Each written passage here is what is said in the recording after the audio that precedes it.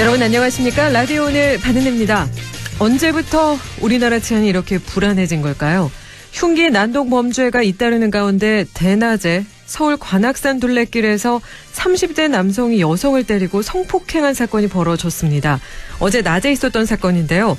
피해자는 현재 중태에 빠져 있고 피해자인 30대 남성은 현장에서 경찰에 잡혔는데 금속 재질의 둔기인 너클을 끼고 피해자를 폭행한 것으로 드러나 더욱 충격을 안겨주고 있습니다. 피해자는 해당 장소에 CCTV가 없는 것을 알았다며 성폭행을 하고 싶어서 범행했다고 경찰에 진술했는데요. 현재 잇따르는 흉기 난동 범죄로 인해 경찰이 특별 치안 활동을 선포한 기간입니다. 장갑차와 특공대 배치가 무색합니다. 잇따르는 흉기 난동 예고에 강력 범죄까지 발생하고 있는데요. 근본적인 대책 마련에도 좀 더 주의를 기울여야겠습니다. 8월 18일 금요일 라디오 오늘 광고 듣고 시작합니다.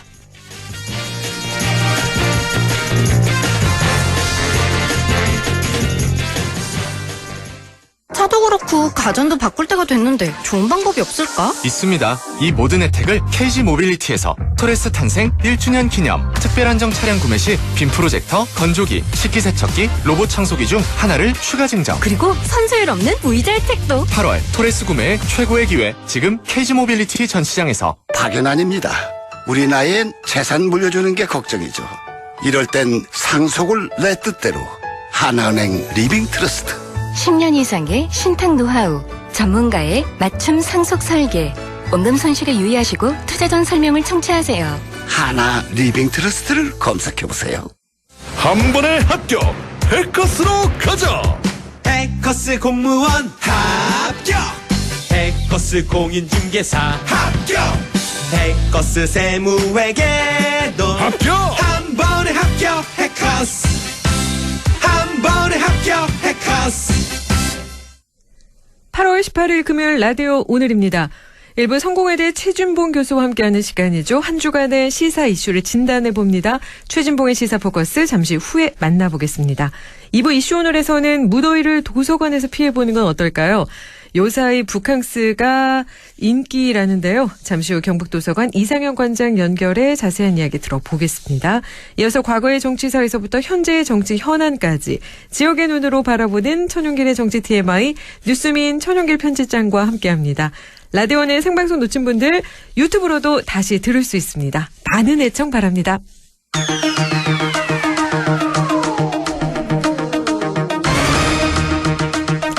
최진봉의 시사 포커스, 성공회대 최진봉 교수와 함께합니다. 안녕하십니까 교수님? 예, 안녕하십니까. 오늘 국회에서 이동관 방송통신위원장 후보자에 대한 인사청문회 열리고 있는데요. 주요 쟁점 먼저 짚어볼까요? 저의 쟁점은 아무래도 이제 방송 공정성 문제가 가장 먼저 논란이 되고 있고요. 두 번째는 학교폭력, 아들의 학교폭력 문제가 새로운 사실들이 몇 가지 나왔습니다.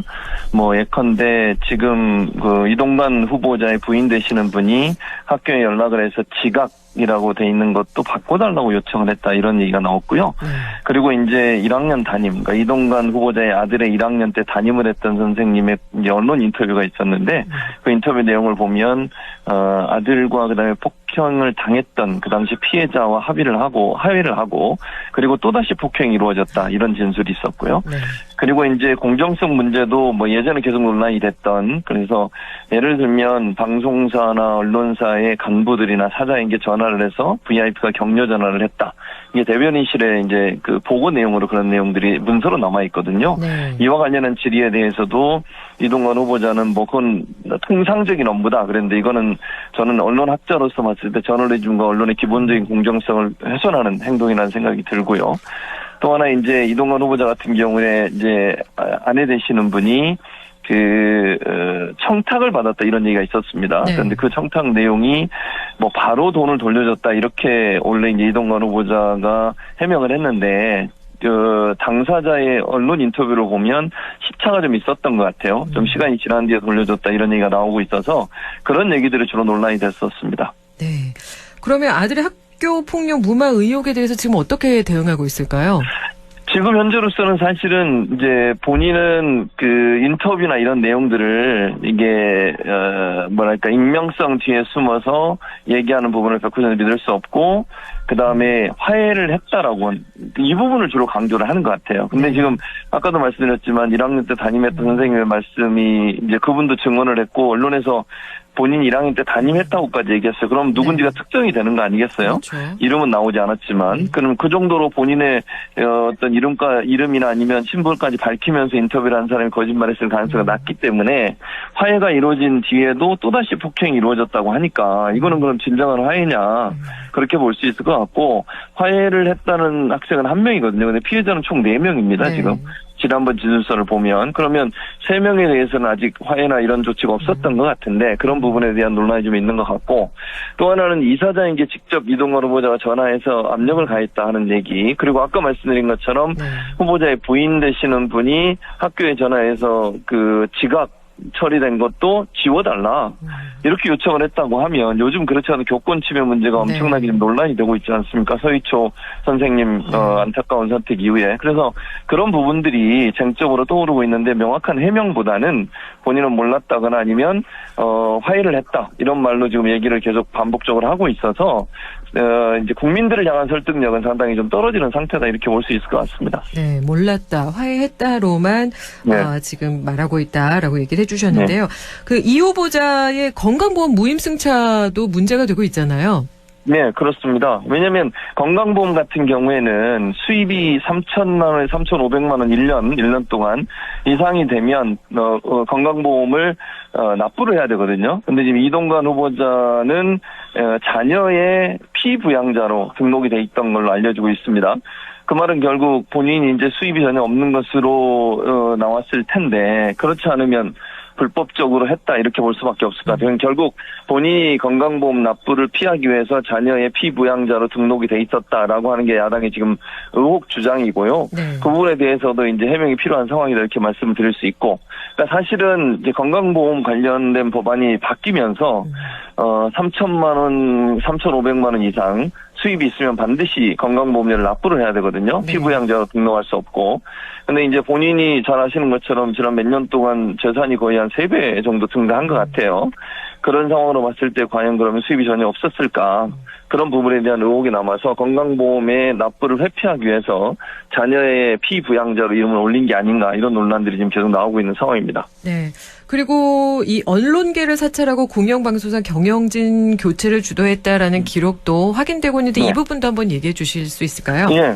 지금 말씀하신 대로인데요. 국정원에서 조사한 내용, 국정원에서 그 방송사 관련해서 여러 가지 조치를 취한 내용들이 문서로 남아 있는데 그 내용을 보면 언론홍보수석실에서 요청을 했다는 겁니다. 근데 당시 언론홍보수석이 이제 지금의 이동관 후보자죠.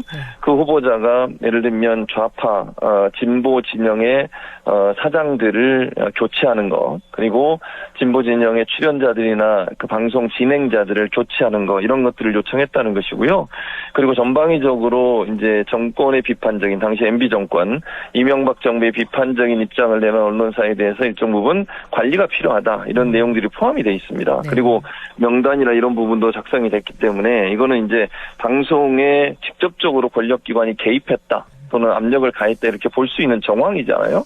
그래서 사실은 이제 방송통신위원회 위원장은 객관성, 공정성이 담보돼야 되는 직책입니다. 왜냐하면 방송통신, 그러니까 방송사와 통신사에 대한 규제를 하는 기관이기 때문에 그래서 위원회로 만들어 놓은 거거든요. 독임제 장관이 아니고. 그럼에도 불구하고 이런 행태 문건들이 나왔다고 하는 건 MB정부 때 이동관 수석이 얼마나 언론 장악이나 언론에 대한 통제를 일삼았는지 하는 부분들을 보여주는 증거이기 때문에, 물론 본인은 뭐라고 해명을 하냐면 본인 밑에 있었던 언론 비서관, 본인이 대변인 때 이제 밑에 있었던 언론 비서관이 알아서 한 거다.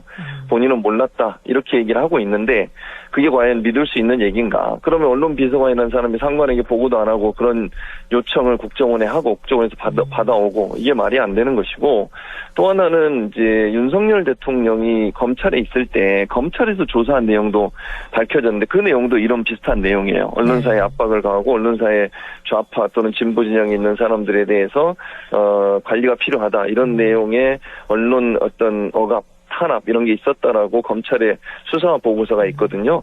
그 내용에 대해서도 본인은 몰랐다 이렇게 지금 주장을 하고 있는 상황입니다. 네. 객관성, 공정성 이 단어가 오늘따라 좀 더 와닿는데요. 이번에는 그 미국으로 넘어가 보겠습니다. 윤석열 대통령 네. 미국에 도착했잖아요. 네, 한미일 그렇습니다. 정상 캠프 데이비드 원칙을 발표한다고 하는데 이 의미를 한번 짚어볼까요?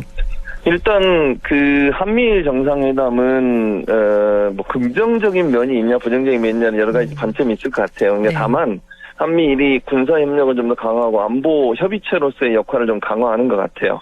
그러니까 우리나라와 미국은 안보 동맹이라고 할 수 있겠죠. 그러나 우리나라와 일본은 사실 안보 동맹은 아니거든요. 네. 왜냐하면 군사 동맹을 맺는 것은 상당히 민감한 사안이잖아요. 일본 같은 경우 우리를 침략했던 나라였고 네.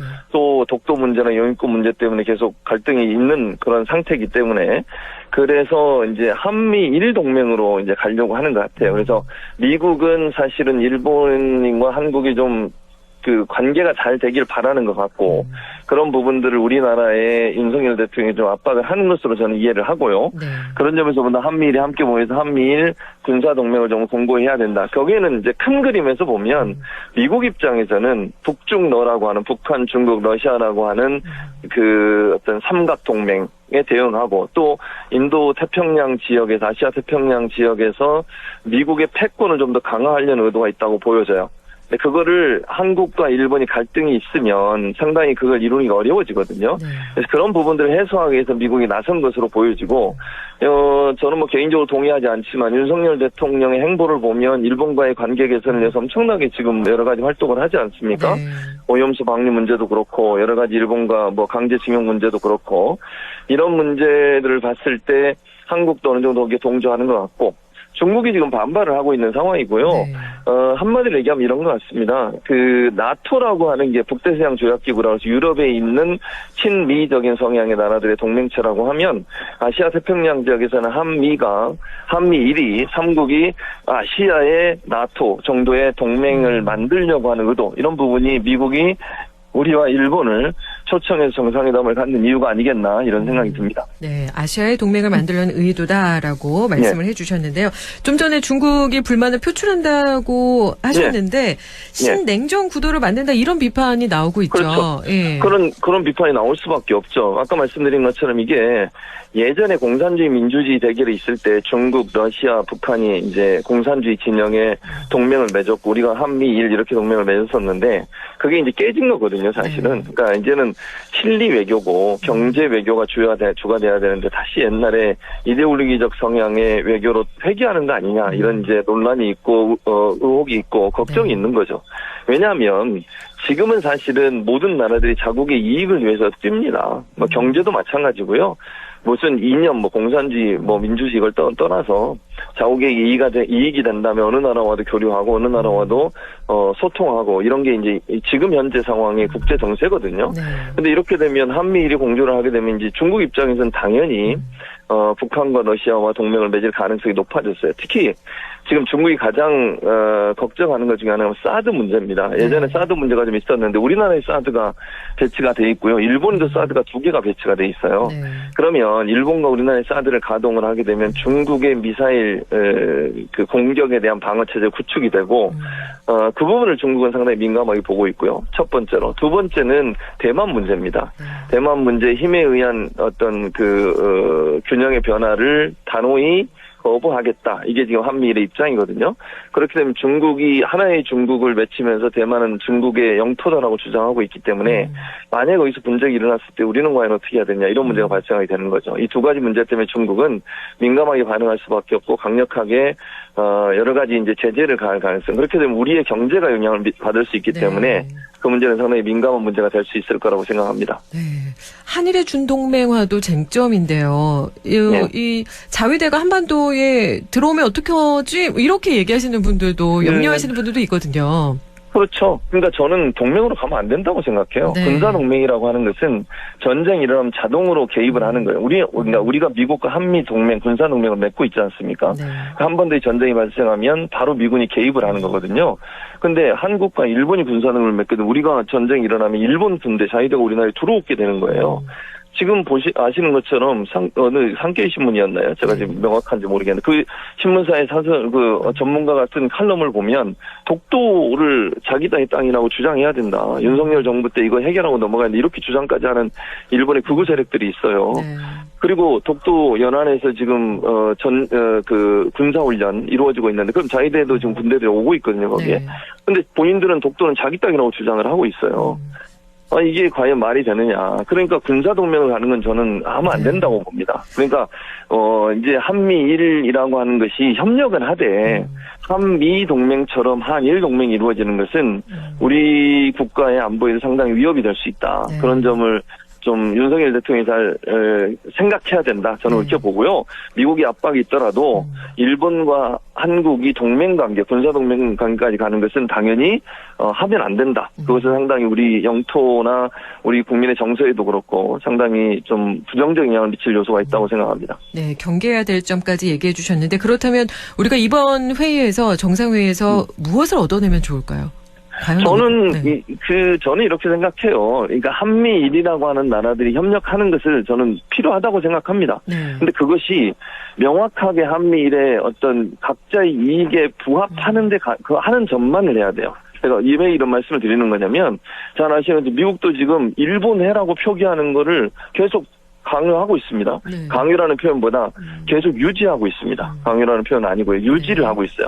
우리가 동해로 바꿔달라고 2월달에 요청을 했는데 지금 미국은 바꾸지 않고 있어요. 네. 어떻게 일본입니까? 동해지? 네. 그런 형태로 가는 것을 우리가 용인해서 안 된다고 봐요. 그러니까 명확하게 우리 대통령이 미국에도 요청해야 돼요. 이건 동해로 표기하지 왜 일본해로 표기하냐 이거 바꿔달라. 일본 문제도 그렇습니다. 군사적으로 우리가 함께 훈련을 할 수 있지만 동해 독도 인근에서 하는 것은 그건 거부해야 한다고 생각합니다. 네. 공해상에서 해야죠. 공해상에서. 일본과 우리의 공해. 그러니까 서로의 영역이 아닌 지역에서 하는 게 저는 맞다고 보고요. 또 하나는 일본의 군사동맹은 단호히 거부해야 된다. 협력은 할 수 있고 북한이 만약에 미사일 발사를 하고 이랬을 때 우리가 미사일에 관련된 정보를 교환하거나 아니면 대응 체계를 일정 부분 공유할 수는 있다고 봅니다. 그러나 우리의 안보를 위협할 수 있는 어떤 행동에 일본이 자동으로 개입하게 하는 것은 단호히 거부해야 된다. 그게 이루어지지 않으면 상당히 갈등의 요소로 남을 가능성이 있다고 봅니다. 네. 우리의 이익이 무엇인가를 함께 잘 보면서 명확하게 단호하게 행동해 달라 이런 말씀해 주셨고요. 이번에는 이재명 대표 이야기해 보겠습니다. 이재명 대표 검찰의 수사를 받고 나왔는데 과연 구속영장 청구할까요? 검찰이? 저는 좀 어렵지 않겠나 하는 개인적인 생각이에요. 물론 이제 선택은 검찰이 하는 거죠. 검찰이 만약에 이걸 정치적 이슈로 활용하려면 영장 청구를 할 수도 있다고 봅니다. 왜냐하면 영장 청구를 하게 되면 이제 표결에 들어가야 되거든요. 회기 내에 하면. 이재명 대표는 뭐 출두하기 전에 연설을 통해서 회기 때 하지 말고 비회기 때 해달라. 그러면 자기는 그냥 나가겠다. 이렇게 얘기했거든요. 그러나 이제 검찰이 정치적으로 이용하려면 회기 때 영장 청구를 해서 민주당 내 갈등을 부추기려고 하겠죠. 비명과 친명 간에. 그러나 저는 못할 수도 있다고 봅니다. 왜 이런 얘기를 하는 거냐면 증거가 명확하지 않으면요. 영장 청구를 해서 만약에 영장이 기각이 되면 검찰은 엄청난 타격을 받게 됩니다. 이게 검찰, 정치 수사를 했다라고 하는 비판으로부터 자유로울 수 없게 되는 거 아니겠어요? 근데 지금의 형태를 보면요. 지금 이제 두 사람이 제일 중요한데요. 그러니까 이재명 대표가 시장일 때 성남시에서 용도 변경을 해줬다. 백현동의 식품연구원 자리를 그 이슈 아니겠습니까? 근데 이재명 대표는 뭐라고 주장하냐면 국토부와 박근혜 정부에 지속적으로 요청을 했고 식품연구원이 용도 변경을 요청했고 그다음에 용도 변경을 조건으로 해서 땅을 매매를 했다는 거거든요. 그러니까 그 요청을 받아서 성남시는 해줬을 뿐이고 이재명 대표가 그걸 통해서 어떤 형태의 이익을 얻은 적이 없다. 그리고 이제 그 두 사람이 거기 등장해요. 정바울이라는 사람은 김인섭이라는 사람인데 정바울이라는 사람은 실제 그 땅을 개발했던 업자예요. 그리고 김인섭은 그 사람이 정바울이라는 사람이 영입을 해서 로비스트로 활용했다고 하는 것이 검찰의 주장인데 김인섭 씨는 아직까지 진술해서 이재명 대표 연관성이 없다고 계속 주장을 하고 있어요. 유일하게 얘기하는 사람이 정바울이라는 사람인데 이분은 이제 개발을 했던 사람이거든요.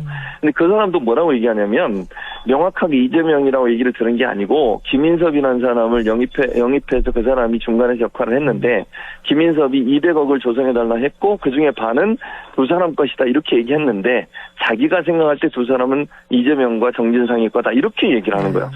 그럼 이게 어떻게 명확한 증거가 없잖아요, 지금. 김인섭 씨가 만약에 거기서 이게 맞다라고 확인해주면 모를까. 김인섭 씨는 아직까지 이재명 대표 연관성이 없다고 계속 주장을 하고 있거든요. 그렇게 의견이 엇갈리는 상황이라 증거가 부족하면 영장 청구에 상당히 제동이 걸릴 거라고 생각합니다. 네. 오늘 말씀은 여기까지 듣겠습니다. 오늘 말씀 고맙습니다. 예, 감사합니다. 지금까지 최진봉의 시사포커스 성공에 대해 최진봉 교수와 함께했습니다. 라디오 오늘 1부 여기까지고요. 잠시 후 2부에서 뵙겠습니다.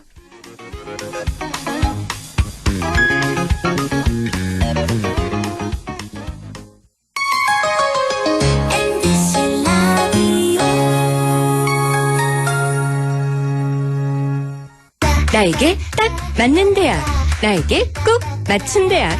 나만의 경쟁력을 원한다면 안동과학대학교로 오라. 시대에 딱 취업중심 실전학과, 학생의 꼭 현장중심 실무교육, 취업에 맞춤, 내 꿈에 맞춤. 나의 드림핏 안동과학대학교. 퇴직연금 며칠 넣으실 거예요? 1950일이요. 20-30년을 쭉 함께하는 퇴직연금 리스크 관리가 가장 중요합니다. ETF, TDF 등 경쟁력 있는 상품으로 글로벌 자산 배분과 장기 투자의 원칙대로 퇴직연금 파트너는 미래에셋증권이어야 합니다. 원금 손실에 유의하시고 투자 전 상품 설명서 및 약관을 꼭 읽어보세요. 안녕하세요. 전국민 안전 캠페인 홍보대사 오나라입니다. 서두르다가 안전사고 겪은 분들 많죠? 그래서 빨리빨리 하기 전에 5초만 안전습관 캠페인을 시작합니다.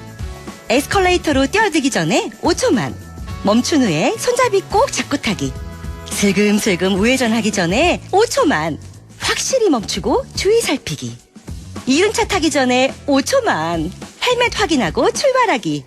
빨리빨리 하기 전에 5초만 멈추면 모두의 안전이 계속됩니다. 다 함께 시작해볼까요? 나부터 5초만. 5초만. 공익광고 협의회. 고마워요. 우린 친구예요. 함께 노력하는 MBC와 함께 100.1 MBC 라디오.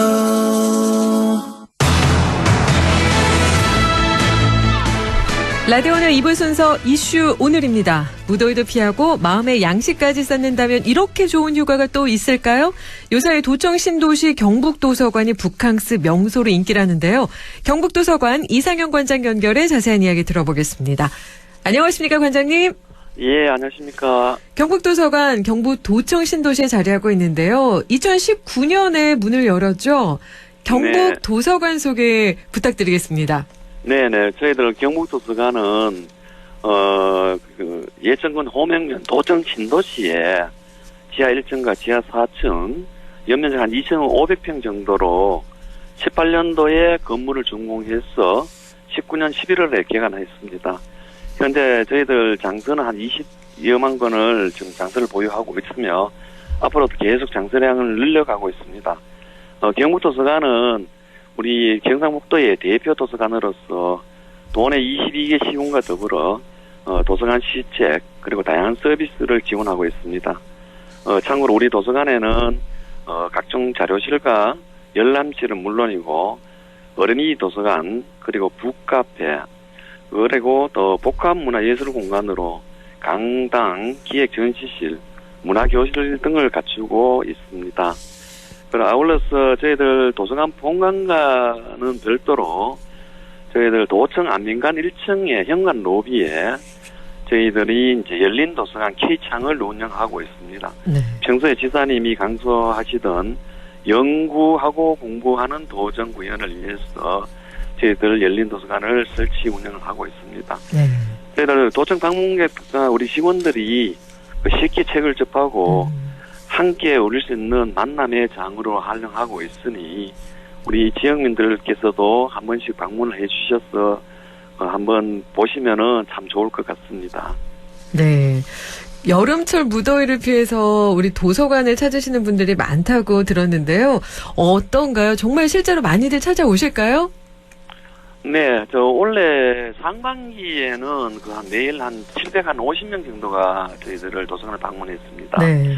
근데 이제 무더위가 이제 본격적으로 시작된 7, 8월에는 그 배인 한 1,300명 정도가 지금 도서관을 이용을 해주셨습니다.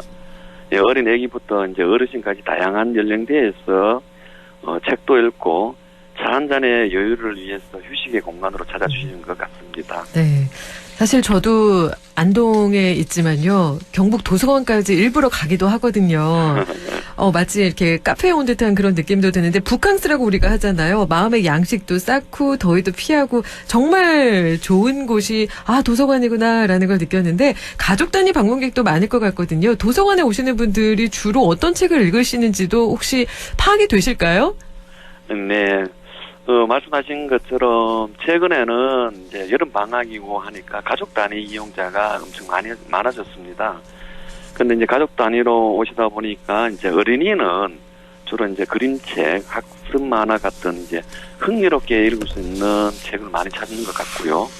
우리 청소년들은 평소 이제 부족한 개인 학습도 하고 전 분야에 걸쳐서 자료를 검색을 하는데 특히 이제 전자도서, 네. 웹 자료 검색 등을 많이 이용을 하고 있는 것 같습니다. 그리고 또 아울러 또 우리 어른분들은 그 다양한 문학 작품, 사회과학, 역사서를 조금 많이 찾고 계시는 것 같습니다. 참고로 우리 도서관에서는 우리 사서들이 정기적으로 주제를 선정해가지고 그 주제에 따른 도서를 추천하고 있는데 인기가 아주 많은 것 같습니다. 네. 요 주제를 정해서 주시는 거 참 좋은 것 같아요. 그냥, 보고 싶은 책에 있어서 갔는데, 그 주제를 보고 책을 한 권 더 빌려오기도 하고 그러거든요. 네네. 네. 근데 도서관을 찾는 분들이 책만 읽으시는 건 아니죠. 제가, 지난해였나요? 전시를 보려고도 경북도서관을 갔었는데, 다양한 행사와 전시도 진행해 오고 있죠? 네네, 그렇습니다. 저희들은 이제 도서관의 고유 기능은 물론이고, 저희들 책과 음악 공연을 함께 할 수 있는 문화 아카데미라든가, 그리고 또 오페라, 와인 등 지역 예술인을 초청해서, 이용자분들과 함께 토론을 하고, 참여할 수 있도록 인문학 아고라도 지금 하고 있습니다. 또 아울러 또, 우리 방문객들이, 문화예술을 경험할 수 있도록 기획 전시를 정기적으로 운영하고 있습니다. 이 밖에도 우리 휴먼북 라이브러리, 독서 127 운동 등 다양한 프로그램을 진행하고 있습니다. 또한 지금 현재 우리 기획 전시실에서는 동북아 5개국 청소년 그림 공모전 수상작과 나라사랑 그림 그리기 대회 수상 작품을 전시하고 있습니다. 다양한 그 프로그램을 운영하고 있으니까 좀 많이 참여해 주시기 바라면서 그리고 또 특별히 또 우리 9월 16일에는 네. 도민들과 우리 도내 공공도서관 그리고 지역 출판업계 우리 시군과 함께하는 처음으로 이제 북 페스티벌을 준비하고 있습니다. 그래서 많이 참여하셔서 즐겨주셨으면 합니다. 북 페스티벌 딱 가을에 어울리는 축제가 아닐까 그런 생각이 드는데 네, 관심 그렇습니다. 있으신 분들 독서의 달도 네. 9월이고 하니까 그러니까요. 저희들 한번 마련을 했습니다. 네. 책을 좋아하시는 분들이라면 더 환영하실 것 같고 그리고 나 이제 좀 더 친해져 봐야지 하시는 분들에게도 도서관을 방문할 기회가 될 수 있을 것 같은 북 페스티벌 여러분 9월 16일입니다. 꼭 기억해 주시고요. 그리고 또 책도 즐길 수 있지만 커피나 차 한 잔도 이 경북 도서관에서 즐길 수 있잖아요. 네, 네. 말씀하셨듯이 지금 우리 도서관에서 특별히 조금 인기가 많은 곳이 북카페입니다. 네. 북카페인가 카페 개념이지만 차 한잔도 하고 이제 가족 친구들과 담소도 날 수 있는 북카페를 하는데 그와 더불어 저희들이 작은 실내 식물원 공간도 지금 준비되어 있습니다. 네. 그래서 항상 이제 한 잔에 차하고 책도 이룰 수 있는 특별한 우리 경험을 많이 좀 원하시는 것 같고 또 많이 찾아주시고 계십니다. 네. 그 밖에도 또 8월 21일 다음 주 월요일인데요. 독서 네. 마라톤 대회가 열린다는 소식인데요. 독서 마라톤 대회라면은 뭐 실제로 달리기는 아닌 것 같은데 어떤 것인지 궁금합니다.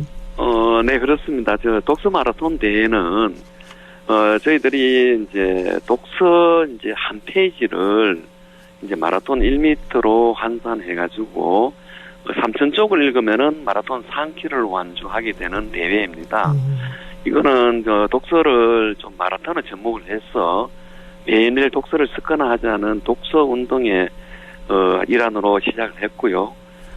이 대회에 참가하시면 완주를 하게 될 때까지는 일반적으로 한 도서가 한 12권에서 한 15권 정도가 읽으시면은 네. 완주하실 수 있을 것 같습니다. 와. 이제 지금부터라도 올해가 가기 전에 내가 한 12권 정도 읽고 싶은데 혼자서는 못하겠다 하시는 분들은 함께 하시면 좋을 것 같아요. 이게 함께 하는 힘이 있잖아요. 네네, 그렇습니다. 네. 독서 마라톤 대회 8월 21일부터 열린다고 하니까요. 요것도 여러분 참고해 주시면 좋겠습니다. 경북도서관은 앞으로도 계속해서 독서 인구 증가를 위해서 많은 노력을 하실 텐데요. 마지막으로 덧붙이고 싶은 말씀이 있다면 전해 주실 수 있을까요? 네네. 저희 경북도서관은 우리 경상북도를 대표하는 대표 도서관입니다.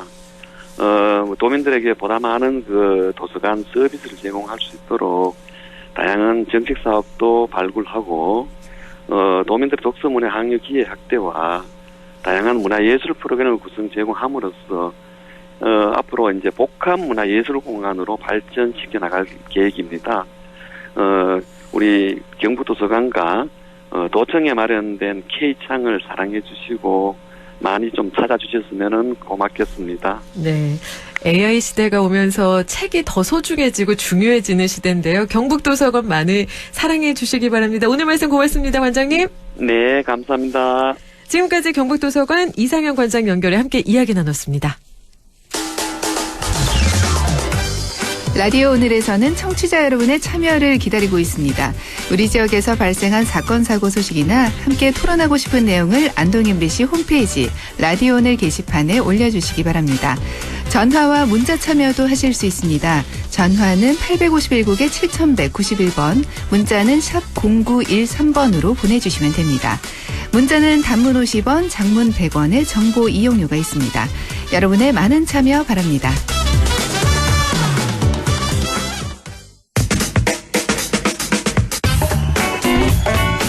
천용길의 정치 TMI 뉴스민 천용길 편집장 연결합니다. 안녕하십니까, 편집장님? 네, 안녕하십니까. 네, 반갑습니다. 오늘 정치 TMI 주제는 무엇일까요? 네, 올해 초였죠. 윤석열 대통령이 이 중대선거구제 언급을 하면서 한창 이 선거제도 개혁 이야기가 좀 무성했습니다. 그래서 오늘 주제는 이 선거제도 어디까지 왔나인데요. 한동안 이야기가 좀 많이 나왔는데 요즘은 좀 쏙 들어간 분위기입니다. 어떤 쟁점이 있는지, 왜 선거제도 개편 논의가 안 되고 있는지 오늘 한번 살펴보겠습니다. 그럼 먼저 선거제도와 관련해서 최근에 나온 헌법재판소 결정부터 살펴봐야 할 것 같은데요. 준연동형 비례대표제와 위성정당이 합헌이라는 결과가 나왔죠. 맞습니다. 올해 7월 20일 헌법재판소가 이 공직선거법 제189조 제2항 등에 대한 위헌 헌법소원에 대해서 기각 또는 각하 결정을 내렸습니다.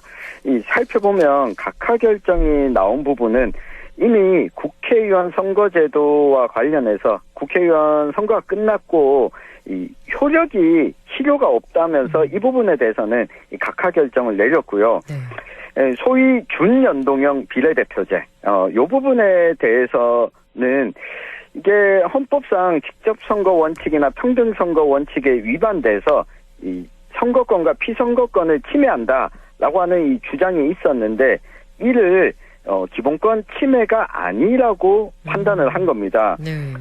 그러니까 우리가 흔히 이 투표를 하면 두 장의 용지를 받지 않습니까? 그렇죠. 네, 하나는 지역구 후보자의 투표를 하고 한 장은 이 정당의 투표를 하는데 이 헌법소원을 제기한 쪽에서는 준연동형 비례대표제가 도입되면서 내가 투표한 투표 용지가 어디로 갔는지 잘 알 수 없다 때문에 이 선거권을 침해했다라고 주장을 한 건데요. 이 정당 득표율에 따라서 의석을 배분하는 이 비례대표의 경우에 지역구 의석이 적은 정당에게 지지율의 절반만큼은 먼저 배분하자. 이게 준연동형 비례대표제입니다. 네. 우리나라의 정치적, 사회적 상황을 고려했을 때 헌법재판소가 보기에 이 의원 정수를 늘리거나 지역구 의석을 줄이지 않는 범위 내에서 도입을 한다면 기존에 하던 이 병립형 제도보다는 이 선거의 비례성을 향상시키기에는 더 좋은 제도다라고 헌법재판소도 봤습니다. 그리고 또 한 가지가 바로 위성정당인데 소위 말해서 이 준연동형 비례대표제를 도입하면 지역구에서 의석을 많이 차지한 정당은 비례대표 명부에서는 의석을 별로 가져갈 수가 없습니다. 네.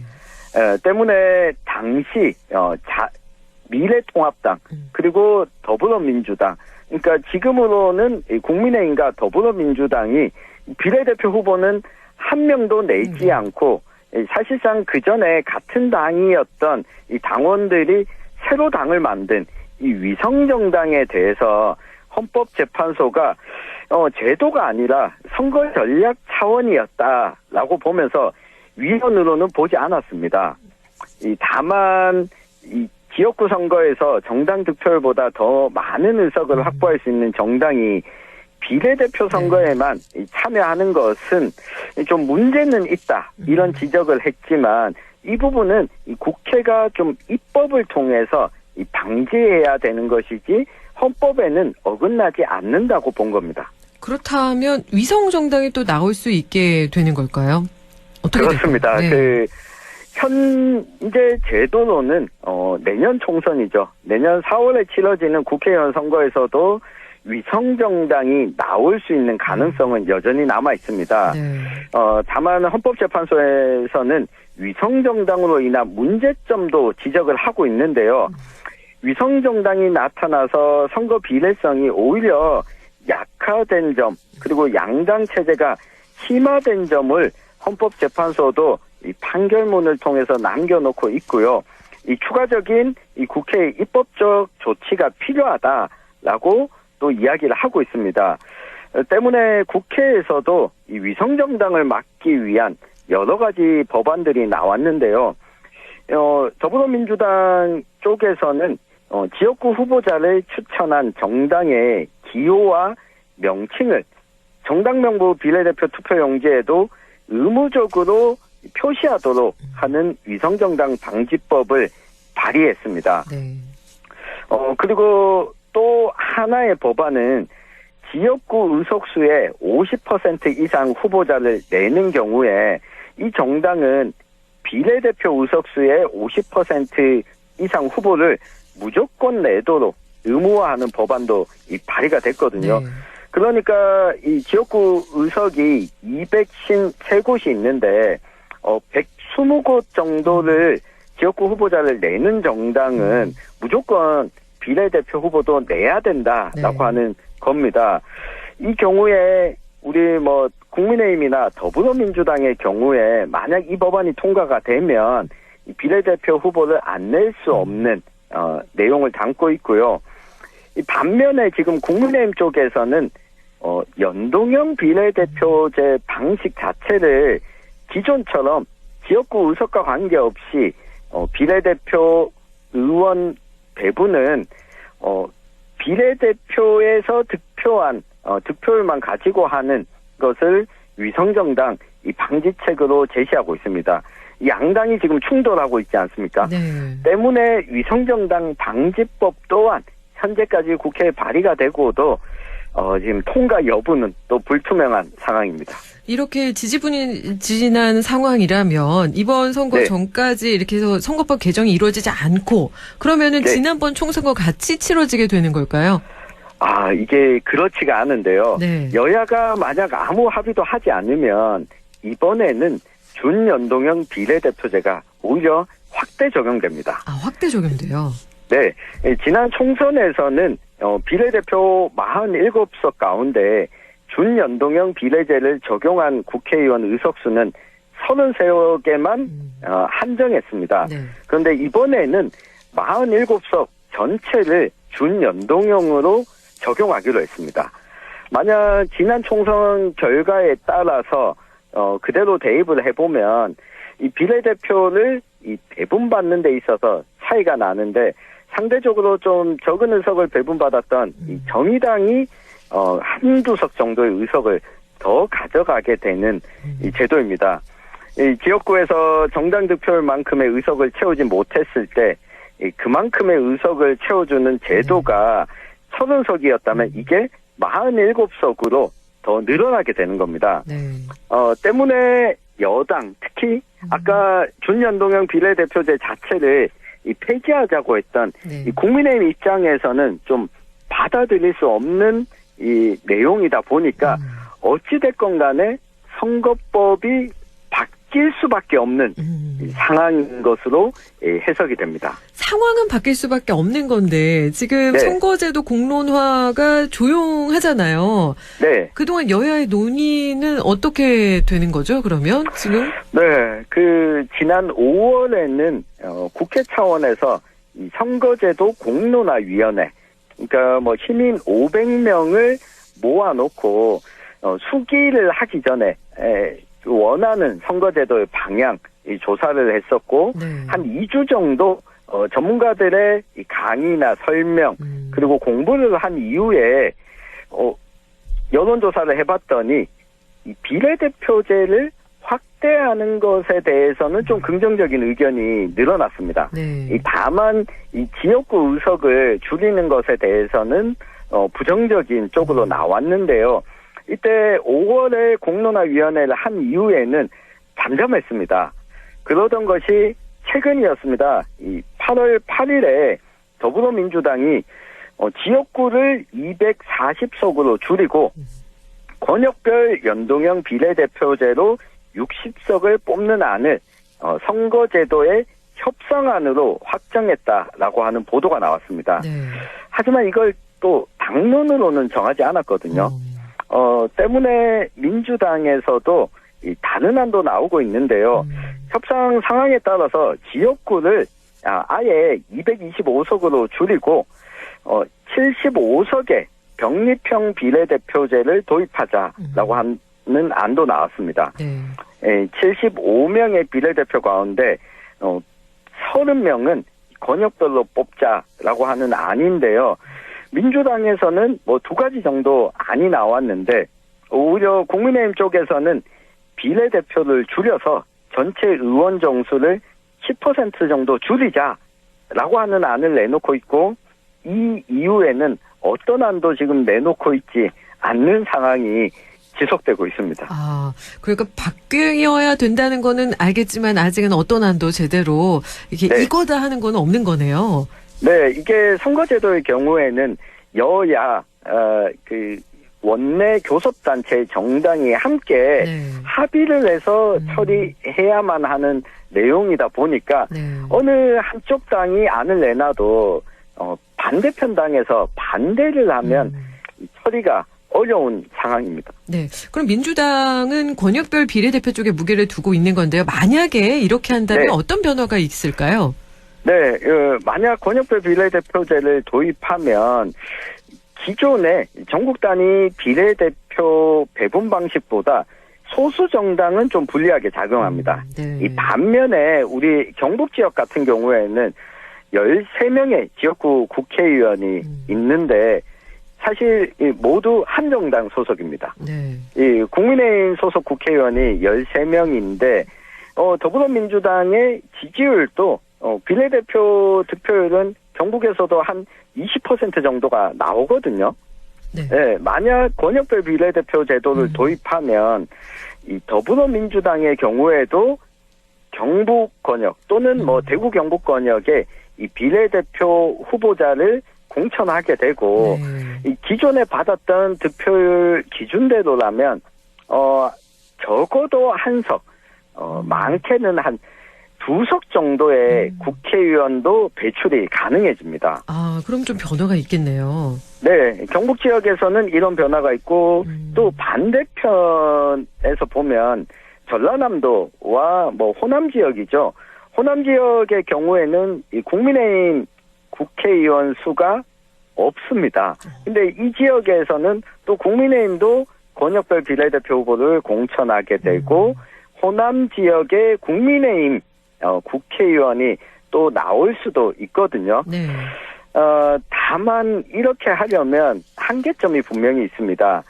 300명의 국회의원을 고정한다고 했을 때 47석만 가지고 권역별 비례대표제를 도입하면 이것도 인구 비례에 따라서 배분할 수밖에 없거든요. 네. 그러면 대구와 경북을 하나의 권역으로 묶는다고 했을 때 한 5명 정도의 이 권역구 국회의원이 나오게 되는데 이렇게 되면 의석수가 너무 적어서 오히려 각 정당이 가져갈 수 있는 비례대표 의석이 더 적어진다.